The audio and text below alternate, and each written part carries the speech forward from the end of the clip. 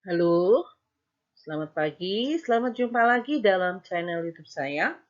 Kali ini kita akan belajar tentang mata pelajaran seni budaya bagian yang kedua untuk kelas 10 SMA dan SMK.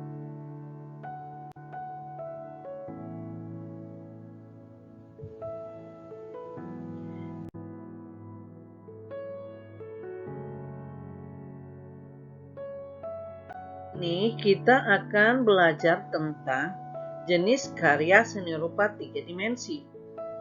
Berdasarkan fungsinya, karya seni rupa 3 dimensi dibedakan menjadi karya yang memiliki fungsi pakai atau seni rupa terapan dan karya seni rupa yang hanya memiliki fungsi ekspresi saja atau seni rupa murni.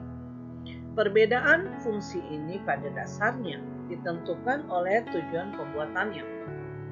Karya seni rupa sebagai benda pakai yang memiliki fungsi praktis dibuat dengan pertimbangan fungsinya. Karya seni rupa dapat pula dibedakan atau dikategorikan berdasarkan temanya. Tema merupakan gagasan pokok dalam sebuah karya seni. Tema seringkali dikatakan sebagai persoalan utama yang diungkapkan oleh seniman atau perupa dalam karyanya. Tema tidak selalu tampak secara kasat mata atau eksplisit, tetapi lebih sering tersirat secara implisit.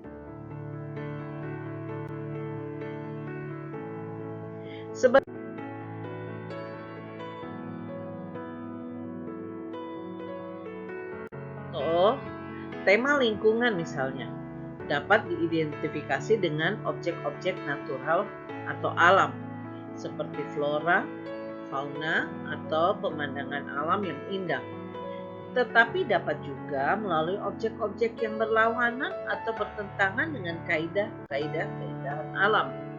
Walaupun akan tampak seperti berlawanan, tetapi pesan yang ingin disampaikan oleh perupa atau senimannya ada dalam tema yang sama, yaitu kepedulian terhadap kelestarian lingkungan.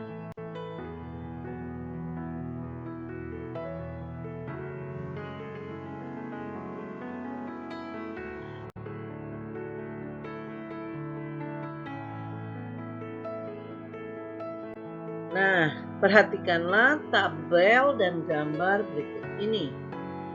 Jadi gambar yang ada di sini, dapatkah kamu membedakan karya seni rupa 3 dimensi yang memiliki fungsi pakai dan yang memiliki fungsi ekspresi saja? Pilih jenis karya apa yang terdapat pada kolom di sampingnya dan jelaskan alasan kamu menentukan jenis karya tersebut.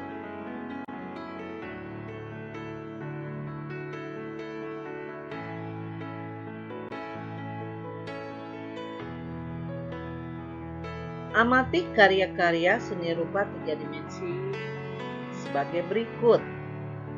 Identifikasi unsur-unsur rupa pada karya seni rupa 3 dimensi tersebut.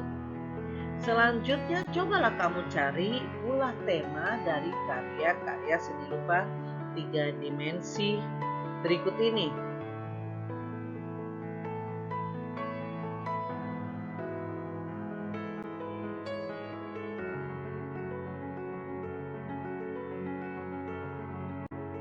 Nah, ini masih ada beberapa gambar yang harus kalian amati.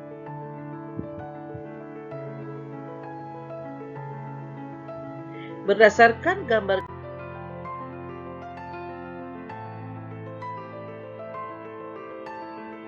atas, maka tugas kalian adalah mengisi tabel berikut ini sesuai dengan gambar yang kalian lihat tadi.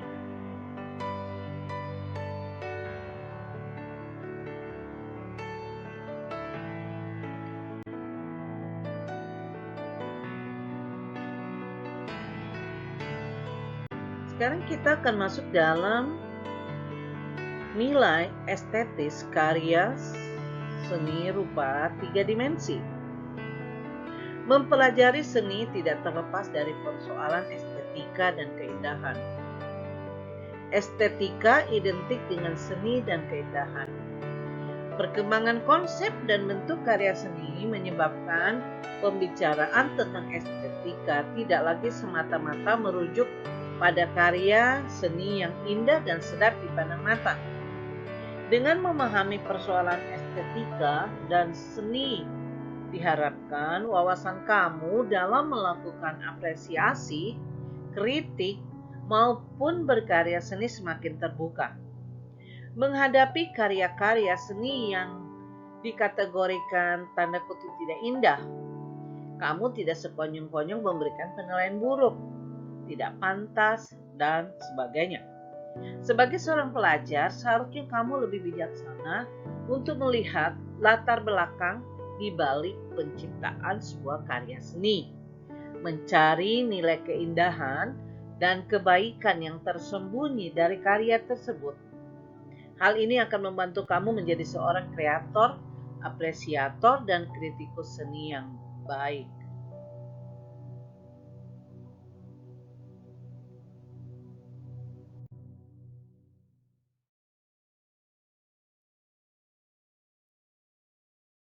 Oke, kalian bisa lihat ada 2 gambar di sini.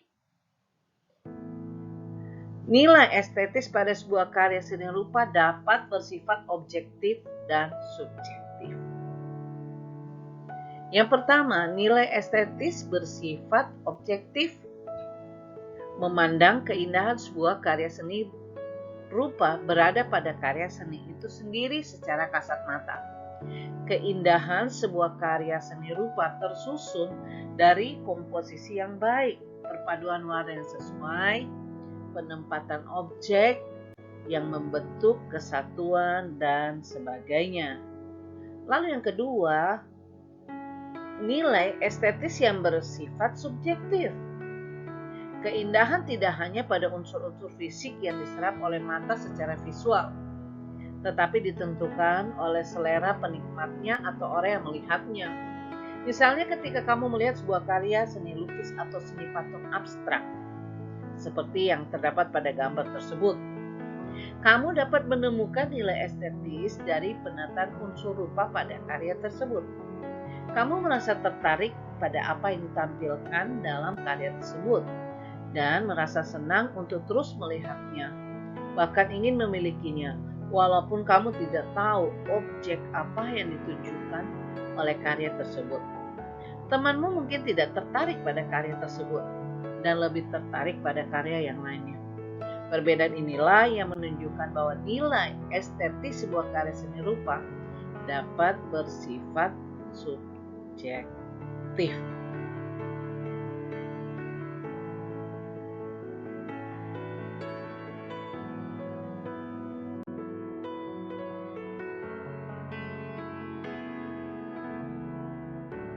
Kita beralih ke materi selanjutnya, yaitu tentang proses berkarya seni rupa 3 dimensi.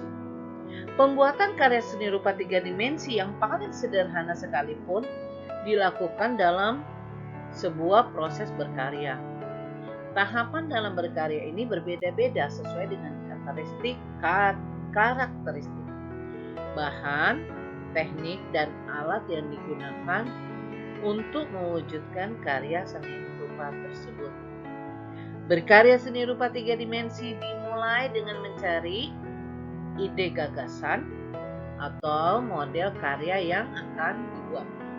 Kegiatan ini dapat didahului dengan membuat rancangan berupa sketsa, dilanjutkan dengan memilih medium yaitu bahan, alat, dan teknik yang akan digunakan.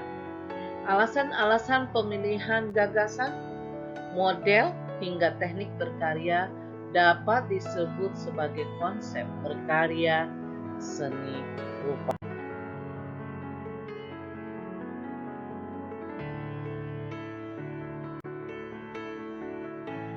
Di sini ada penugasan Di akhir pelajaran ini, kalian mendapatkan tugas kumpulkan gambar atau reproduksi karya seni rupa 3 dimensi dari berbagai sumber media cetak maupun elektronik.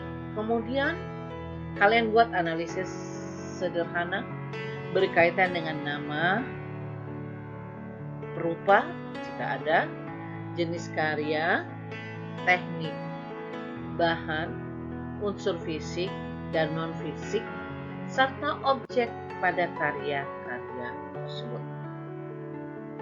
Selamat mengerjakan.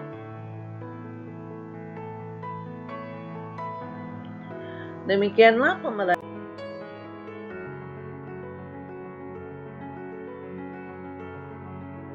kita pada hari ini. Sampai jumpa pada pelajaran seni budaya berikutnya.